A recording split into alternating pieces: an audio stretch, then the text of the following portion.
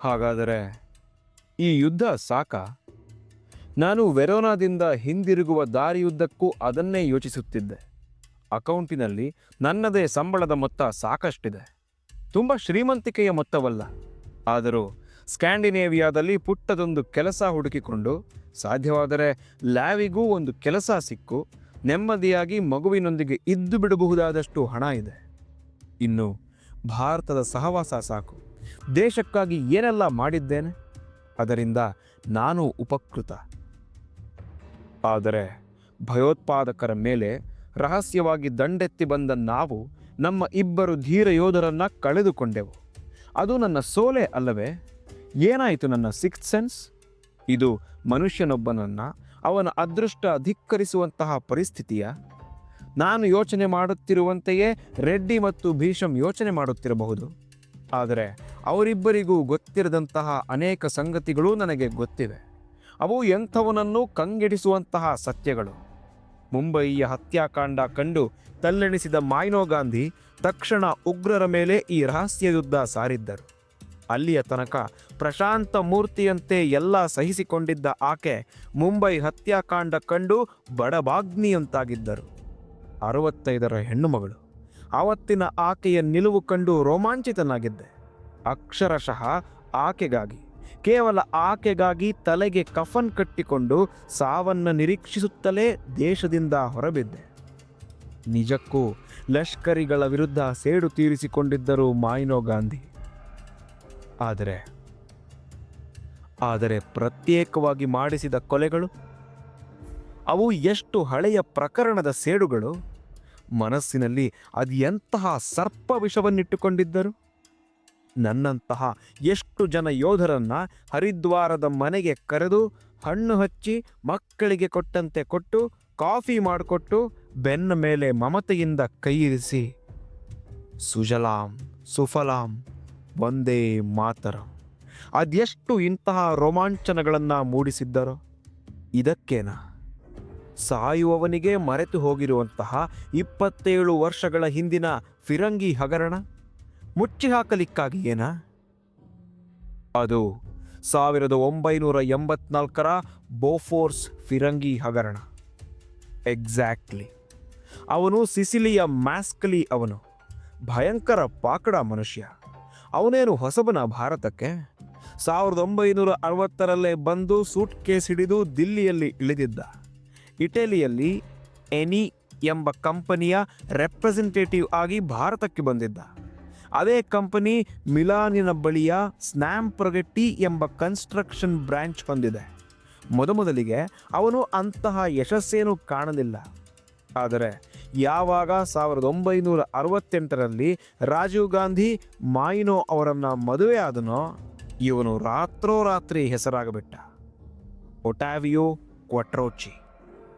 ಏನು ಮೇಲಿಂದ ಮೇಲೆ ಎಲ್ಲ ಕಾಂಟ್ರಾಕ್ಟ್ಗಳು ಅವನ ಕಂಪನಿಗೆ ಮಂಜೂರಾದವು. ಸ್ನ್ಯಾಂಪ್ರೊಗೆಟ್ಟಿಗೆ ಅವನು ಮಂಜೂರು ಮಾಡಿಸಿಕೊಟ್ಟಿದ್ದು ಒಂದೆರಡಲ್ಲ, 60 ಭಾರೀ ಪ್ರಾಜೆಕ್ಟ್ಗಳು, ಸಾವಿರಾರು ಕೋಟಿಗಳ ವ್ಯಾಪಾರ. ಇಟಾಲಿಯನ್ಗಿಂತ ಇಂಗ್ಲಿಷ್ಗಿಂತ ನಿರರ್ಗಳವಾಗಿ ಹಿಂದಿ ಮಾತನಾಡ್ತಾ ಇದ್ದ ಕ್ವಾಟ್ರೋಚಿ ದೊಡ್ಡ ದೊಡ್ಡ ಅಧಿಕಾರಿಗಳನ್ನು ಕೂಡ ಕ್ಯಾ ಹೈ ಬಾಬು ಬೆಂಚೋದ್ ಅಂತಲೇ ಮಾತನಾಡಿಸ್ತಾ ಇದ್ದ. ಪ್ರತಿ ಸಂಜೆ ಅವನು, ಅವನ ಹೆಂಡತಿ ಮಾಯ್ನೋ ಮತ್ತು ರಾಜೀವ್ ಗಾಂಧಿ ಭೇಟಿ ಆಗ್ತಾ ಇದ್ರು. ರಹಸ್ಯವೇನಲ್ಲ, ಮಾಯ್ನೋ ಗಾಂಧಿ ಬಸುರಿ ಇದ್ದಾಗ ಕ್ವಾಟ್ರೋಚಿಯ ಹೆಂಡತಿಯದ್ದೇ ಪ್ರತಿನಿತ್ಯದ ಇಟಾಲಿಯನ್ ಅಡುಗೆ. ಮಾರಿಯಾ ಅಂತ ಅವಳ ಹೆಸರು. ಇಬ್ಬರಲ್ಲೂ ನಿಜವಾದ ಪ್ರೀತಿ ಇತ್ತು. ಯಾರಿಗೇನು ಗೊತ್ತು ಒಳಗಿನ ಮಾತು? ಆಗಿನ್ನು ರಾಜೀವ್ ಗಾಂಧಿ ವಿಮಾನ ಇಳಿದಿರಲಿಲ್ಲ, ಕೇವಲ ಪೈಲಟ್. ಮಾಯ್ನೋ ಗಾಂಧಿ ಪಕ್ಕಾ ಗೃಹಿಣಿ. ರಾಹುಲ್ ಗಾಂಧಿ ಮತ್ತು ಪ್ರಿಯಾಂಕಾ ಆಗಷ್ಟೇ ಆಡುವ ಹುಡುಗರು. ಅವರದ್ದೇ ವಯಸ್ಸಿರುವನು ಕ್ವಾಟ್ರೋಚಿಯ ಮಗ ಮ್ಯಾಸಿಮೋ ಕ್ವಾಟ್ರೋಚಿ. ಅಸಲಿಗೆ ಯಾವುದೂ ದೊಡ್ಡ ಸುದ್ದಿ ಆಗಿರಲಿಲ್ಲ 1984ರ ತನಕ. ಆದರೆ ಇವತ್ತಲ್ಲ ನಾಳೆ ಈ ಪಾಕಿಸ್ತಾನ ರೊಳ್ಳೆ ತೆಗೆಯುತ್ತದೆ ಅಂತ ಗೊತ್ತಿದ್ದುದರಿಂದ ಸೇನೆಯ ಮುಖ್ಯಸ್ಥರು ಯಾವುದಕ್ಕೂ ಒಂದಷ್ಟು ಹವಿಟ್ಜರ್ ಮಾದರಿಯ ಫಿರಂಗಿಗಳನ್ನು ನಮ್ಮ ಸೇನೆ ಹೊಂದಿರಬೇಕು ಎಂಬ ಪ್ರಸ್ತಾಪ ಸರ್ಕಾರದ ಮುಂದಿಟ್ಟರು. ಅವತ್ತಿನ ತನಕ ಸರ್ಕಾರದ ಮಟ್ಟದಲ್ಲಿ ಏನೇ ಫರ್ಟಿಲೈಸರ್ ಕಂಪನಿಗಳ ವ್ಯವಹಾರ ನಡೆದರೂ ಅದು ಕ್ವಾಟ್ರೋಚಿಯ ಮೂಲಕವೇ ಆಗಬೇಕು ಎಂಬ ಮಾತಿತ್ತು. ಆದರೆ ಪಾಕಡ ಮುದುಕ ಇದ್ದಕ್ಕಿದ್ದ ಹಾಗೆ ಫಿರಂಗಿ ವ್ಯವಹಾರಕ್ಕೆ ಕೈಯಿಟ್ಟುಬಿಟ್ಟ. ಅಸಲು ಅದು ಸ್ನ್ಯಾಂಪ್ರಗಟ್ಟಿ ಕಂಪನಿಗೆ ಸಂಬಂಧಪಟ್ಟದ್ದೇ ಆಗಿರಲಿಲ್ಲ. ಸೋಫ್ಮಾ ಕಂಪನಿಯ ಫ್ರೆಂಚರು ಒಂದು ಫಿರಂಗಿ ಕಳಿಸಿದ್ದರು. ಅದಕ್ಕೆ ಸ್ಪರ್ಧೆಗೆ ಬಿದ್ದಿದ್ದು ಸ್ವೀಡನ್ನಿನ ಕಾರ್ಲ್ ಕೋಗಾದ ಬೋಫೋರ್ಸ್ ಗನ್ ಕಂಪನಿ. ಅವ್ರಿಗೆ ಎಲ್ಲಿಂದ ತಗುಲುಕೊಂಡನೋ ಈ ಕ್ವಾಟ್ರೋಚಿ. ರಾಜೀವ್ ಗಾಂಧಿ ಸರ್ಕಾರ ಕಡೆಗೆ ಬೋಫೋರ್ಸ್ ಫಿರಂಗಿಗೆ ಕೈ ಚಾಚಿಬಿಟ್ಟಿತ್ತು. ಒಳಗೊಳಗೆ ಎಲ್ಲ ವ್ಯವಹಾರ ನಡೆದಿತ್ತು. ಅದೆಲ್ಲ ನಮಗೇನು ಗೊತ್ತು. ಫೀಲ್ಡಿಗೆ ಫಿರಂಗಿ ಬಂದಿಳಿದಾಗ ಈ ಕಂಪನಿ ಮೂಲತಃ ಮಹಾದಾನಿಯಾದ ಆಲ್ಫ್ರೆಡ್ ನೊಬೆಲ್ನದಂತೆ ಅಂತ ನಾವು ಕರ್ನಲ್ಗಳು ಮಾತನಾಡಿಕೊಂಡಿದ್ದೆವು. ಫಿರಂಗಿಯನ್ನು ಹಾರಿಸಿದ ಮೊದಲ ದಿನ ನಮಗೆ ನೊಬೆಲ್ ಬಹುಮಾನವೇ ಬಂದಿತು ಎಂಬಷ್ಟು ಸಂತೋಷ. ಆ ವ್ಯವಹಾರದಲ್ಲಿ ಯಾರು ತಿಂದರೋ ಎಷ್ಟು ತಿಂದರೋ ಗೊತ್ತಿಲ್ಲವಾಗಲಿ, ಕಾರ್ಗಿಲ್ ಯುದ್ಧದಲ್ಲಿ ಬೋಫೋರ್ಸ್ ಫಿರಂಗಿಯೊಂದು ಇರದೇ ಹೋಗಿದ್ದಿದ್ರೆ ಪಾಕಿಗಳು ನಮ್ಮ ಪ್ರಾಣ ತಿಂದುಬಿಡ್ತಾ ಇದ್ರು. 20ರಿಂದ 22 ಕಿಲೋಮೀಟರ್ ದೂರಕ್ಕೆ ಕರಾರುವಕ್ಕಾಗಿ ಗುಂಡು ತಾಕಿಸಬಲ್ಲ ಅದ್ಭುತ ಫಿರಂಗಿ ಅದು. ಆದರೆ ಇದ್ದಕ್ಕಿದ್ದಂತೆ ಹೊರಹಾಕಿತಲ್ಲ ಸ್ವಿಸ್ ರೇಡಿಯೋ ಒಂದು ರಹಸ್ಯವನ್ನ. ಕ್ವಾಟ್ರೋಚಿ ಮತ್ತು ಅವನ ಹೆಂಡತಿ 3 ಮಿಲಿಯನ್ ಯೂರೋ ಅಂದರೆ 20 ಕೋಟಿ ರೂಪಾಯಿ ಮತ್ತು 1 ಮಿಲಿಯನ್ ಅಮೇರಿಕನ್ ಡಾಲರ್ ಕೊಟ್ಟಿ ಕಂಪನಿಯೊಂದರ ಹೆಸರಿನಲ್ಲಿ ಬೋಫೋರ್ಸ್ ಕಂಪನಿಯಿಂದ ಕಮಿಷನ್ ಪಡೆದಿದ್ರು. ಆ ಹಣ ಒಯ್ದು ಯಥಾ ಪ್ರಕಾರ ಸ್ವಿಸ್ ಬ್ಯಾಂಕಿನಲ್ಲಿ ಇಟ್ಟಿದ್ದರು. ಅಲ್ಲಿ BSIAG ಬ್ಯಾಂಕ್ ಅವರಿಬ್ಬರ ಅಕೌಂಟ್ಗಳ ಭಂಡಾರ ಬಯಲಿಗಿಟ್ಟು ಬಿಟ್ಟಿತ್ತು. ಆಗಲೇ ಮಾಯಿನೋ ಗಾಂಧಿ ಗಾಬರಿಗೊಂಡಿದ್ದು. ಆ ಹೊತ್ತಿಗೆ ರಾಜೀವ್ ಗಾಂಧಿಯನ್ನ ಲಂಕೆಯ ತಮಿಳರು ನುಂಗಿ ಹಾಕಿದ್ದರು. ಇನ್ನೇನು CBIನವರು ಅರೆಸ್ಟ್ ಮಾಡಬೇಕು. ರಾತ್ರಿ ಮುಗಿಸಿದ್ದೇ ಬೆಳಗ್ಗೆ ಎದ್ದು ಕ್ವಾಟ್ರೋಚಿ ಭಾರತ ಬಿಟ್ಟು ಕೌಲಾಲಂಪುರಕ್ಕೆ ಓಡಿಬಿಟ್ಟ. ಪ್ರಧಾನಿ ನರಸಿಂಹರಾವ್ ಮಾತೇ ಆಡಲಿಲ್ಲ. ಮುಂದೆ ಕ್ವಾಟ್ರೋಚಿ ಅರ್ಜೆಂಟೀನಾದಲ್ಲಿ ಸಿಕ್ಕಿಬಿದ್ದಿದ್ದ. ಅವನನ್ನು ಭಾರತಕ್ಕೆ ಹಿಡಿದು ತರುವ ಕೆಲಸ ಆಗಲೇ ಇಲ್ಲ. ಅಲ್ಲಿ ಅವನು ಅರ್ಜೆಂಟೀನಾದ ಜೈಲಿನಲ್ಲಿ ಇದ್ದಾಗ ಅವನ ಮಗ ಮ್ಯಾಸಿಮೋ ಕ್ವಾಟ್ರೋಚಿ ನೆಟ್ಟಿಗೆ ಬಂದು ಭಾರತಕ್ಕೆ ಬಂದಿಳಿದ. ರಾಹುಲ್ ಗಾಂಧಿ ಮತ್ತು ಪ್ರಿಯಾಂಕಾ ಗಾಂಧಿ ಜೊತೆ ಸೇರಿ ಪಾರ್ಟಿ ಮಾಡ್ದ. ತಿಂಗಳುಗಟ್ಟಲೆ ಇದ್ದ. ಆಯ್ತಲ್ಲ, ಕಡೆಗೇನಾಯಿತು? 17 ವರ್ಷಗಳ ಮೇಲೆ ಕ್ವಾಟ್ರೋಚಿ ಕಮಿಷನ್ ಪಡೆದದ್ದೇ ಸುಳ್ಳು ಅಂತಾಯಿತು. ಇಡೀ ವ್ಯವಹಾರದಲ್ಲಿ ಕಾಣಿಸಿಕೊಂಡಿದ್ದ ಕ್ವಾಟ್ರೋಚಿ, ಮಾರಿಯಾ, ವಿನ್ ಚೆಡ್ಡಾ, ಶ್ರೀಚಂದ್ ಮತ್ತು ಗೋಪಿಚಂದ್ ಎಂಬ ಬ್ರಿಟಿಷ್ ಬ್ರದರ್ಸ್, ಕಡೆಗೆ ಪ್ರಕಾಶ್ ಚಂದ್ ಹಿಂದೂಜಾ ಸೇರಿದಂತೆ ಎಂದೋ ತೀರಿ ಹೋಗಿದ್ದ ರಾಜೀವ್ ಗಾಂಧಿ ಕೂಡ ನಿರಪರಾಧಿಗಳು ಅಂತ ಕೋರ್ಟ್ ಹೇಳಿತ್ತು. ಇದ್ಯಾವುದರಲ್ಲೂ ಮಾಯಿನೋ ಗಾಂಧಿ ಪಾತ್ರವೇ ಇರಲಿಲ್ಲ. ನನ್ನ ನೆನಪಿನಲ್ಲಿ ಉಳಿದಿದ್ದು ಒಂದೇ ಸಂಗತಿ. ಅವತ್ತು ನಾನು ಟೋಲೋಲಿಂಗ್ ಪರ್ವತಕ್ಕೆ ಎದೆಯುಜ್ಜಿ ದುಶ್ಮನ್ನಿನ ಬಂಕರ್ಗಳ ಕಡೆಗೆ ತೆವಳುತ್ತಾ ಇದ್ದಾಗ ಹಿಂದೆ ನಿಂತು ನನ್ನ ಬೆನ್ನು ಕಾಯ್ದದ್ದು ಬೋಫೋರ್ಸ್ ಫಿರಂಗಿ ಅಷ್ಟೇ. ಇವತ್ತು ಅದೇ ಫಿರಂಗಿ ನನ್ನ ಬೆನ್ನ ಹಿಂದೆ ಬುಸುಗುಟ್ಟುತ್ತಿದೆಯಾ? ನಾನು ಅವತ್ತು ನಂಬಿ ಕೊಂದದ್ದಾದರೂ ಯಾರನ್ನ? ಒಂದು ಸಲ ಸಿಸಿಲಿಯ ಪಾಳೆಗಾರನಂತಹ ಡಾನ್ ವಿಜ್ಜಿನಿಯನ್ನ ನೆನಪು ಮಾಡಿಕೊಂಡೆ. ಅಂಗೈ ಅಗಲದ ಸಿಸಿಲಿ ಎಂಬುದು ವಿಚಿತ್ರ ದ್ವೀಪ. ಅದು ಅಕ್ಷರಶಃ ಬೂಟಿನ ಹಿಮ್ಮಡದ ಆಕಾರದಲ್ಲಿದೆ. ಆದರೆ ಆ ನೆಲದ ಮೇಲೆ ಯಾರು ಬೂಟು ಕಟಕಟಿಸಿದರೂ ಅದು ಒಬ್ಬ ಭೂಗತ ದೊರೆಗೆ ಶಬ್ದವಾಗಿ ಕೇಳಿಸುತ್ತದೆ. ಬೋಫೋರ್ಸ್ ಫಿರಂಗಿ ವ್ಯವಹಾರದ ಮೊದಲ ಸದ್ದು ಕೇಳಿಸಿಕೊಂಡವನು ಡಾನ್ ವಿಜ್ಜಿನಿ. ಏಕೆಂದರೆ ಭಾರತದಲ್ಲಿ ಗಳಿಸಿದ ಅದಿಷ್ಟೂ ಹಣದ ಒಂದು ಭಾಗವನ್ನು ಕ್ವಾಟ್ರೋಚಿ ಸಿಸಿಲಿಯಾ ಆರೆಂಜ್ ಆರ್ಕಿಡ್ಗಳ ಖರೀದಿಯ ಮೇಲೆ ತೊಡಗಿಸಿದ್ದ. ಒಂದೆರಡಲ್ಲ, ಪಲೆರ್ಮೋದ ಆಚೆಯ ಬೆಟ್ಟಗಳ ಸುತ್ತಮುತ್ತ 100 ಎಕರೆ ಕಿತ್ತಳೆ ತೋಟ. ಆ ಖರೀದಿಯ ಮೊಟ್ಟ ಮೊದಲ ಸುಳಿವು ಹಿಡಿದವನೇ ಡಾನ್ ವಿಜ್ಜಿನಿ. 2 ಅಂಗೈ ಅಗಲದ ಹುಲಿ ಮರಿಯ ಚರ್ಮ ನೋಡಿದ ಕೂಡಲೇ ಟೈಗ್ರೈ ಎಂದು ಹುಡುಗನಂತೆ ಕುಣಿದಾಡಿದ ಡಾನ್ ವಿಜ್ಜಿನಿ ಕಿತ್ತಳೆ ತೋಟ ಖರೀದಿ ಮಾಡಿದ ಕ್ವಾಟ್ರೋಚಿಯಿಂದ ಚೂರುಪಾರು ಹಣ ಕೆದರ್ಕೊಂಡು ಸುಮ್ಮನಾಗಿರಲಿಲ್ಲ. ಕ್ವಾಟ್ರೋಚಿಯ ಅಸಲಿ ತಾಕತ್ತೇನು, ಇರುವ ಹಣವೆಷ್ಟು, ಅದು ಬರುವ ಮೂಲಗಳ್ಯಾವು, ಎಲ್ಲವನ್ನೂ ತರದೂದು ಮಾಡಿದ್ದ. ವಿಚಿತ್ರ ಅಂದರೆ ಕಾರ್ಲ್ಸ್ ರೂಹೆಗೆ ಬಂದಿದ್ದ ಜಾನ್ ಲೆಗುಬುವೆ ಮತ್ತು ಕಾರ್ಲ್ ವಾಸ್ಕೋರಾಸಿ ಎಂಬಿಬ್ಬರೇ ಕ್ವಟ್ರೋಚಿಯ ದೊಡ್ಡ ಗಳಿಕೆಗೆ ಕಾರಣ ಎಂಬುದನ್ನು ಅರಿತಿದ್ದ ಹುಂಬ ಅಮಾಯಕ ಪಾಳೆಗಾರನಂತೆ ಕಾಣುತ್ತಿದ್ದ ಡಾನ್ ವಿಜ್ಜಿನಿ ಅವರಿಬ್ಬರನ್ನೂ ಹಣಕ್ಕಾಗಿ ಬೆದರಿಸಿರಲಿಲ್ಲ, ಬದಲಿಗೆ ಅವರನ್ನೇ ಖರೀದಿಸಿದ್ದ. ಜಾನ್ ಲೆಗಬುವೆ ಮೂಲತಃ ಇಟಾಲಿಯನ್ನನಾದರೂ ಅವನು ಕೆಲಸ ಮಾಡ್ತಾ ಇದ್ದಿದ್ದು ಸ್ವೀಡನ್ನಿನ ಕಾರ್ಲ್ ಕೋಗಾದ ಬೋಫೋರ್ಸ್ ಕಂಪನಿಯಲ್ಲಿ. ಮುಖ್ಯವಾಗಿ ಅವನಿಂದಲೇ ಭಾರತದೊಂದಿಗೆ ಬೋಫೋರ್ಸ್ನ ಖರೀದಿಯ ಡೀಲ್ ಸಾಧ್ಯವಾಗಿತ್ತು. ಕ್ವಟ್ರೋಚಿಗೆ ಸಂದಾಯವಾಗಬೇಕಾಗಿದ್ದ ಹಣವನ್ನು ಸ್ವಿಸ್ ಬ್ಯಾಂಕಿಗೆ ಜಮೆ ಮಾಡಿದವನೇ ಅವನು. ಅವನಿಗಿಂತ ಮುಖ್ಯವಾದವನು ಕಾರ್ಲ್ ವಾಸ್ಕೋರಾಸಿ. ಅವನ ತಾಯಿ ಅಪ್ಪಟ ಸಿಸಿಲಿಯನ್, ತಂದೆ ಗ್ರೀಸ್ ದೇಶದವನು. ಒಬ್ಬ ಮಾಮೂಲಿ ಗುಮಾಸ್ತಿಯಾಗಿ ಬೋಫೋರ್ಸ್ ಕಂಪನಿ ಸೇರಿಕೊಂಡಿದ್ದ ವಾಸ್ಕೋರಾಸಿ ಕೇವಲ ತನ್ನ ಶ್ರದ್ಧೆ, ಪ್ರಾಮಾಣಿಕತೆ ಮತ್ತು ಅದ್ಭುತವಾದ ಬರವಣಿಗೆಯಿಂದಾಗಿ ಬೋಫೋರ್ಸ್ ಕಂಪನಿಯ MD ಆಗಿದ್ದ ಮಾರ್ಟಿನ್ ಆರ್ಬ್ಡೋಗೆ ಪರ್ಸನಲ್ ಅಸಿಸ್ಟೆಂಟ್ ಆಗಿ ನೇಮಕಗೊಂಡಿದ್ದ. ಅವನಿಗೆ ಕುಡಿಯುವ ಚಟವಿರಲಿಲ್ಲ, ಕ್ಯಾಸಿನೋಗಳ ಹುಚ್ಚಿರಲಿಲ್ಲ, ಹೆಂಗಸರ ಸಹವಾಸಕ್ಕೆ ಹೋದವನಲ್ಲ.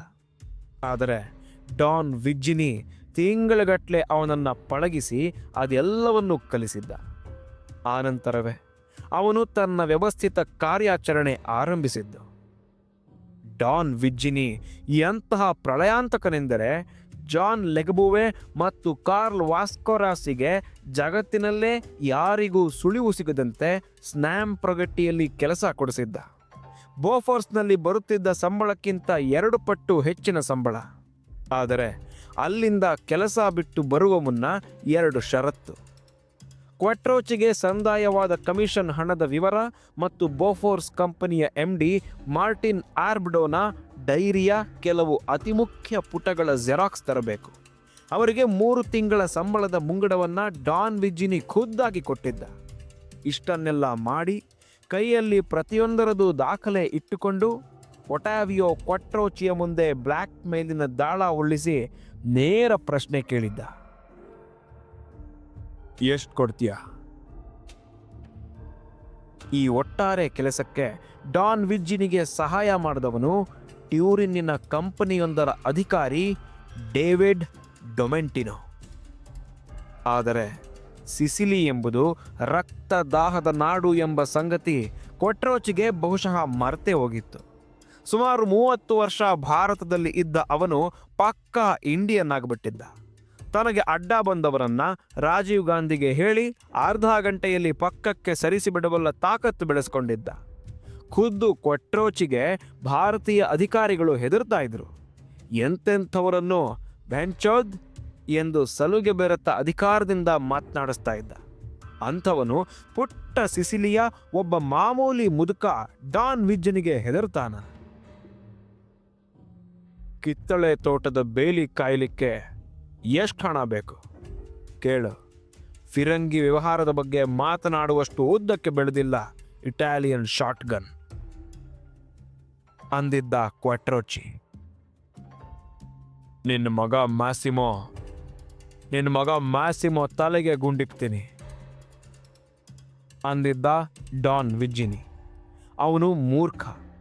ಕ್ವಟ್ರೋಚಿಯ ಮಗ ಮ್ಯಾಸಿಮೋ ಅವತ್ತಿಗೆ ಸರಿಯಾಗಿ ಮಲೇಷಿಯಾದಲ್ಲಿ ಹೊಸ ಕಂಪನಿ ಆರಂಭಿಸಿದ ಸಂಭ್ರಮದಲ್ಲಿದ್ದ. ಡಾನ್ ವಿಜ್ಜಿನಿಗೆ ಆಶ್ಚರ್ಯ ಮತ್ತು ಆಘಾತ ಎರಡೂ ಆಗಿದ್ದವು. ಅವನು ಕ್ವಟ್ರೋಚಿಗೆ ಬೆದರಿಕೆ ಹಾಕಿದ ದಿನ ಸಂಜೆ ಅವನ ಮೊದಲನೆಯ ಹೆಂಡತಿಯ ಬೆಳೆದ ಮಗ ಮನೆಗೆ ಬರಲಿಲ್ಲ. ಮರುದಿನ ಪೊಲೀಸರು ಫೋನ್ ಮಾಡಿದ್ರು. ಹೆರಾಯಿನ್ ಸಾಗಿಸುತ್ತಿದ್ದ ಅವನ ಮಗನನ್ನ ಬಂಧಿಸುವ ಪ್ರಯತ್ನದಲ್ಲಿ ಗುಂಡಿನ ಚಕಮಕಿಯಾಗಿ ಡಾನ್ ವಿಜ್ಜಿನಿಯ ಮಗನನ್ನ ಕೊಲ್ಲಲಾಗಿತ್ತು. 2 ಕಿವಿಗಳ ಬದಿಗೆ 2 ಗುಂಡು. ಅದರ ಸಂದೇಶ ಇಷ್ಟೇ: ಇನ್ಮೇಲೆ ಫೋನ್ ಮಾಡಬೇಡ. ಆದರೆ ಹಠಮಾರಿ ಡಾನ್ ವಿಜ್ಜಿನಿ ತಾನು ಅಂದುಕೊಂಡದ್ದನ್ನ ಮಾಡಿಯೇ ಬಿಟ್ಟಿದ್ದ. ಕಾರ್ಲ್ ವಾಸ್ಕೋರಾಸಿ ಸ್ಕ್ಯಾನ್ ಮಾಡಿ ತಂದಿದ್ದ ಬೋಫೋರ್ಸ್ನ MDಯ ಖಾಸಗಿ ಡೈರಿಯ ಅತಿ ಪ್ರಮುಖ ಪುಟಗಳನ್ನು ಸ್ವಿಸ್ ರೇಡಿಯೋದ ಪತ್ರಕರ್ತೆಯೊಬ್ಬಳಿಗೆ ಬರ್ತ್ಡೇ ಗಿಫ್ಟ್ ಆಗಿ ಕೊಟ್ಟಿದ್ದ. ಅನಕ್ಷರಸ್ಥ, ಉಂಬ ಪಾಳೆಗಾರನಿಗೆ ಆ ದೂರದ ಸಿಸಿಲಿಯಲ್ಲಿ ಕುಳಿತೇ ಭಾರತದ ರಾಜಕಾರಣದಲ್ಲಿ, ಅದಕ್ಕೂ ಮುಖ್ಯವಾಗಿ ಕ್ವಟ್ರೋಚಿಯ ಬದುಕಿನಲ್ಲಿ ಹೇಗೆ ಕಳವಳ ಉಂಟು ಮಾಡಬೇಕು ಎಂಬುದು ನಿಚ್ಚಳವಾಗಿ ಗೊತ್ತಿತ್ತು. ಸ್ವಿಸ್ ರೇಡಿಯೋ ಬಿತ್ತರಿಸಿದ ವಿವರಗಳನ್ನು ಪ್ರಪಂಚದ ಪ್ರತಿ ಪತ್ರಿಕೆಯೂ ಪಿಕ್ ಮಾಡಿತ್ತು. ಭಾರತದಲ್ಲಿ ಕಲ್ಲೋಲ. ಕ್ವಟ್ರೋಚಿ ಅಕ್ಷರಶಃ ತನ್ನ ತಾಯ್ನಾಡಿಗಿಂತ ಆತ್ಮೀಯವಾಗಿದ್ದ ಭಾರತವನ್ನು ಬಿಟ್ಟು ರಾತ್ರೋರಾತ್ರಿ ಓಡಿ ಹೋಗಬೇಕಾಗಿತ್ತು. ಜಗತ್ತಿನ ಯಾವ ಮೂಲೆಗೆ ಹೋದರೂ ಇಂಟರ್ಪೋಲ್ನವರ ರೆಡ್ ಕಾರ್ನರ್ ನೋಟಿಸು. ಸಿಸಿಲಿಯ ಒಬ್ಬ ಯಕ್ಕಶ್ಚಿತ್ ಮಾಫಿಯಾ ದೊರೆ ಅಂತಹ ಶಕ್ತಿಯುತ ವ್ಯಾಪಾರಿ ಪ್ರಪಂಚದ ಮ್ಯಾಗ್ನೆಟ್ನ ಆಯಸ್ಕಾಂತ ಶಕ್ತಿಯನ್ನೇ ಕಳೆದುಬಿಟ್ಟಿದ್ದ. ಸಿಸಿಲಿಯ ಅನಕ್ಷರಸ್ಥನನ್ನ ತಾನು ನಿರ್ಲಕ್ಷಿಸಿದ ಫಲ ಕ್ವಟ್ರೋಚಿಗೆ ಗೊತ್ತಾಗೋ ಹೊತ್ತಿಗೆ ತನಗೆ ದ್ರೋಹ ಮಾಡಿದ ಜಾನ್ ಲೆಗಬುವೆ ಮತ್ತು ವ್ಯಾಸ್ಕೋರಾಸಿಯ ವಿವರಗಳು ಗೊತ್ತಾಗಿದ್ದವು. ಅವರಿಬ್ಬರಷ್ಟೇ ಪ್ರಮುಖ ಪಾತ್ರ ವಹಿಸಿದ ಟ್ಯೂರಿನ್ನಿನ ಡೇವಿಡ್ ಡೊಮೆಂಟಿನೋ. ನನಗೀಗ ಚಿತ್ರ ನಿಚ್ಚಳವಾಗಿತ್ತು. ಭಾರತದ ಅತ್ಯಂತ ಶಕ್ತಿಯುತ ಸಂಸ್ಥೆಯಾದ ರಿಸರ್ಚ್ ಅಂಡ್ ಅನಾಲಿಸಿಸ್ ವಿಂಗ್ ಅದ್ಯಾವನೋ ಕ್ವಟ್ರೋಚಿಯ ಮಾತು ಕೇಳೋದಿಲ್ಲ. ಸಿಸಿಲಿಯ ಡಾನ್ ವಿಜ್ಜಿನಿಯಿಂದ ಹಿಡಿದು ಡೇವಿಡ್ ಡೊಮೆಂಟಿನೋ ತನಕ ಹತ್ಯೆಗಳನ್ನು ಆದೇಶ ಮಾಡಿದ್ದು ಆಕೆ, ಸ್ವತಃ ಮಾಯ್ನೋ ಗಾಂಧಿ. ತನ್ನ ಗಂಡ ಬೋಫೋರ್ಸ್ ಹಗರಣದಲ್ಲಿ ನಿರಪರಾಧಿ ಎಂದು ಸಾಬೀತಾದ ನಂತರವೂ ಉಳಿದಿದ್ದ ಸರ್ಪ ಮತ್ಸರ. ಇರಲಿ, ಮುಂಬಯಿಯ ಹತ್ಯಾಕಾಂಡದ ಹಿಂದಿನ ಅನೇಕ ರಾಕ್ಷಸ ಮುಖಗಳ ಮಧ್ಯೆ ಈ 4 ಅಪರಿಚಿತ ಅಪ್ರಸ್ತುತ ಮುಖಗಳು. ಅವನ್ನು ಮುಗಿಸಿದವಲ್ಲ. ಆದರೆ ನಂಬಿಯನ್ನ ಕೊಲ್ಲಿಸಿದ್ದು ಏಕೆ? ನನ್ನ ಕೊಲೆಗೆ ಪ್ರಯತ್ನಿಸಿದ್ದೇಕೆ? ಭೀಷಮ್ಗೆ ಆಪತ್ತಿಲ್ವಾ? ನಮ್ಮ ರೆಡ್ಡಿ? ಈ ಪ್ರಶ್ನೆಗಳನ್ನು ಬಾಕಿ ಇಟ್ಟುಕೊಂಡೇ ನಾನು ಐಬ್ಸಿ ಹೋಟೆಲಿಗೆ ಹಿಂತಿರುಗಿದೆ. ಮಂಜು ಭರಿಸಲಾಗದಷ್ಟು ದಟ್ಟವಾಗಿತ್ತು. ಹೋಟೆಲಿನ ಪಕ್ಕದ ಸರೋವರ ಮರಗಟ್ಟಿದಂತಾಗಿತ್ತು. ಅದರಲ್ಲೀಗ ದೋಣಿಗಳ ಹೆಜ್ಜೆ ಗುರುತುಗಳಿಲ್ಲ. ಒಳಕ್ಕೆ ಹೋದ ತಕ್ಷಣ ಬೆಚ್ಚನೆಯ ಫೈರ್ ಪ್ಲೇಸ್ನ ಮುಂದೆ ಕೂರಿಸಿ ನನಗೊಂದು ಪಿಂಟ್ ವಿಸ್ಕಿ ನೀಡಿದಳು ರಿಸೆಪ್ಷನಿಸ್ಟ್. ಅವಳ ಹೆಸರು ಜೆನ್ನಿ. ಭೀಷಮ್ ತನ್ನ ಕೋಣೆಯಲ್ಲಿದ್ದ. ರೆಡ್ಡಿ ಇದ್ದುದು 2 ಕಿಲೋಮೀಟರ್ ದೂರದ ಗಾರ್ಮಿಷನ್ನಿನ ಇನ್ನೊಂದು ಹೋಟೆಲ್ನಲ್ಲಿ. ನನಗೆ ಅವತ್ತಿನ ಮಟ್ಟಿಗೆ ಅವರಿಬ್ಬರೊಂದಿಗೂ ಮಾತನಾಡಬೇಕು ಅನ್ನಿಸಲಿಲ್ಲ. ಇಷ್ಟಾಗಿ ನನ್ನ ಮನಸ್ಸನ್ನು ಬೇರೆಯದ್ದೇ ಪ್ರಶ್ನೆ ಬಾಧಿಸುತ್ತಿತ್ತು. ಕಾರ್ಲೋಸ್ ಮಾಥುರ್ನ ಪ್ರಕಾರ, ಅನಾಲಿಸಿಸ್ ವಿಂಗ್ನ ಪ್ರಕಾರ, ಮಾಯ್ನೋ ಗಾಂಧಿಯವರ ಪ್ರಕಾರ ನಮ್ಮ ಟೀಮ್ನದ್ದು ಗೆಲುವ ಸೋಲ? ನಾವು ಎಲ್ಲವನ್ನೂ ಕರಾರುವಕ್ಕಾಗಿ ಮಾಡಿದ್ದೇವಲ್ಲವಾ? ತಪ್ಪುಗಳಾಗಿರಬಹುದು. ಅವು ಇಂಥ ಕೆಲಸಗಳಲ್ಲಿ ಅನಿವಾರ್ಯ ಅಲ್ವಾ? ಇಡೀ ಯುರೋಪ್ನಲ್ಲಿ ನಾವು ಪತ್ತೆಯಾಗುವ, ಸಿಕ್ಕಿಬೀಳುವ ಅನಾಲಿಸಿಸ್ ವಿಂಗ್ನ ಏಜೆಂಟರೆಂದು ಜಗಜ್ಜಾಹೀರಾಗುವ ಅವಕಾಶವೇ ಇರಲಿಲ್ಲ. ಪ್ರತಿ ಕಾರ್ಯಾಚರಣೆ ಪಕ್ಕ. ಭೀಷಮ್ನ ಸ್ವೀಪಿಂಗ್ ಪಕ್ಕ. ಸಿಕ್ಕು ಬೀಳುವ ಭಯ ಮೂವರಿಗೂ ಇರಲಿಲ್ಲ. ಆದರೆ ಇಬ್ಬರನ್ನ ಕಳೆದುಕೊಂಡ ಕಳವಳ, ಅದಕ್ಕೆ ಅಂತ್ಯವಿರಲಿಲ್ಲ. ನಂಬಿ, ಸೌರವ್ ಹಾಗೆ ಸಾಯುವಂಥವರಾಗಿರಲಿಲ್ಲ. ಮಾರನೆಯ ದಿನ ಐಬ್ಸಿ ಹೋಟೆಲ್ನಲ್ಲಿ ನನಗೆ ಗೊತ್ತಾದದ್ದೆಂದರೆ ರೆಡ್ಡಿಗಿಂತ ಹೆಚ್ಚಾಗಿ ಭೀಷಮ್ ಮೌನಿಯಾಗಿ ಹೋಗಿದ್ದ. ಅವನು ಅಂತಹ ಮಾತುಗಾರನೇನಲ್ಲ, ಆದರೆ ಈಗ ವಿಪರೀತ ಅಂತರ್ಮುಖಿ. ಸಿಗರೇಟುಗಳ ಸಂಖ್ಯೆ 4 ಪಟ್ಟು ಹೆಚ್ಚಾಗಿತ್ತು. ಕೆಲ ಬಾರಿ ಇಡೀ ದಿನ ಒಂದೇ ಒಂದು ಮಾತು ಆಡ್ತಾ ಇರಲಿಲ್ಲ. ಅವನ ಮುಖದ ಕವಳಿಕೆಗಳಿಂದ ಅವನನ್ನು ಅರ್ಥ ಮಾಡಿಕೊಳ್ಳುವುದು ಸಾಧ್ಯವೇ ಇರಲಿಲ್ಲ. ಅವನನ್ನು ಒಳಗೆ ಕೊರೆಯುತ್ತಿರುವ ಹುಳುವಾದರೂ ಯಾವುದು? ದಾದಾ, ಇದನ್ನ ಸಾಕ್ ಮಾಡೋಣವಾ? ಪಟ್ಟಿಯಲ್ಲಿ ಇನ್ನೇನು ಹೆಚ್ಚು ಜನರಿಲ್ಲ ಅಂದೆ. ರೆಡ್ಡಿ ಐಬ್ಸಿ ಹೋಟೆಲಿನ ರೆಸ್ಟೋರೆಂಟಿನಿಂದ ಕಾಫಿ ತರಲು ಹೋಗಿದ್ದ. ಭೀಷಮ್ ಮಾತೆ ಆಡಲಿಲ್ಲ. ಕೈಯಲ್ಲಿನ ಸಿಗರೇಟು ಹೆಂಗಸಿನ ಮನಸ್ಸಿನ ಅಸಮಾಧಾನದಂತೆ ಉರಿಯುತ್ತಲೇ ಇತ್ತು. ನೋಡು ಚೀಫ್, ಕೆಲಸ ಅರ್ಧಕ್ಕೆ ಬಿಡೋ ಮಾತೇ ಇಲ್ಲ. ಕಾರ್ಲೋಸ್ ಹಣ ಕಳಿಸ್ತಾ ಇದ್ದಾನೆ. ಅದು ಮುಗಿಯೋ ತನಕ ಮುಂದುವರಿಸೋಣ. ಈ ಮಂಜು, ಇಲ್ಲಿನ ಮೌನ, ಈ ಸರೋವರ ಬೇರೆಯದ್ದೇ ಅನುಭೂತಿ ಉಂಟು ಮಾಡುತ್ತವೆ ಅಂದ. ನಾನು ಅಚ್ಚರಿಗೊಳಗಾಗಿದ್ದೆ. ಮೊದಲ ಬಾರಿಗೆ ಅವನು ನನ್ನನ್ನು ಚೀಫ್ ಅಂತ ಕರೆದಿದ್ದ. ಅದಕ್ಕಲ್ಲ, ಭೀಷಮ್ನ ದನಿಯೇ ಕುಸಿದು ಹೋಗಿತ್ತು. ಮಗನ ಶ್ರಾದ್ದಕ್ಕೆ ಸಿದ್ಧನಾದ ತಂದೆಯಂತೆ ಮಾತನಾಡಿದ್ದ. ಗಂಟಲಲ್ಲಿ ಮಂಜಿತ್ತು. ಐಬ್ಸಿ ಸುತ್ತ ಸುರಿದಿದ್ದ ಮಂಜು. ಆನಂತರ ಮಾತನಾಡಲಿಕ್ಕೆ ಏನೂ ಇಲ್ಲ ಅಂತಲೇ ನನಗೆ ಅನಿಸಿತ್ತು. ನಂಬಿ ಏಕೆ ಟ್ಯೂರಿನ್ನಲ್ಲಿ ಕೊಲೆ ಮಾಡ್ದ? ನಾನೇಕೆ ಡಾನ್ ವಿಜ್ಜಿನಿಯನ್ನ ಕೊಂದೆ? ಕಾರ್ಲ್ಸ್ರೂಹೆಯಲ್ಲಿ ಸತ್ತ ಇಬ್ಬರು ಇಟಾಲಿಯನ್ನರು ಮುಂಬಯಿಯ ಭಯೋತ್ಪಾದಕತೆಗೆ ಸಂಬಂಧ ಇದ್ದವರ? ಇಷ್ಟಕ್ಕೂ ನಂಬಿಯನ್ನ ಕೊಲೆ ಮಾಡಿಸಿದವರು ಯಾರು? ನನ್ನ ಜೀವ ತೆಗೆಯಲು ಯಾರಿಗೆ ಅಪ್ಪಣೆಯಾಗಿದೆ?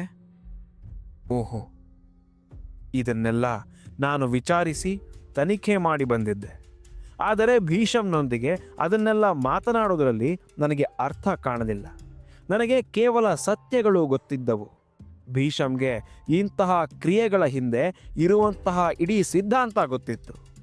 ಅವನು ಪರ್ವತ, ನಾನು ಪರ್ವತಗಳ ಮಧ್ಯೆ ದಾರಿ ಕಳೆದುಕೊಂಡವನು. ಮಾತಿಗೇನು ಅರ್ಥ? ನಾಳೆ ಇದ್ದಕ್ಕಿದ್ದಂತೆ ಪಾಕಿಸ್ತಾನದಿಂದ ಜಿಯಾ ಉರ್ ರೆಹಮಾನ್ ಲಖ್ವಿ ಪ್ಯಾರಿಸಿಗೆ ಬಂದಿಳಿದ ಅಂತಲೇ ಇಟ್ಕೊಳ್ಳೋಣ. ನಾವು 3 ಜನ ಇದ್ದೀವಿ. 3 ಜನ ಕೊಳ್ಳುತ್ತೇವಾ?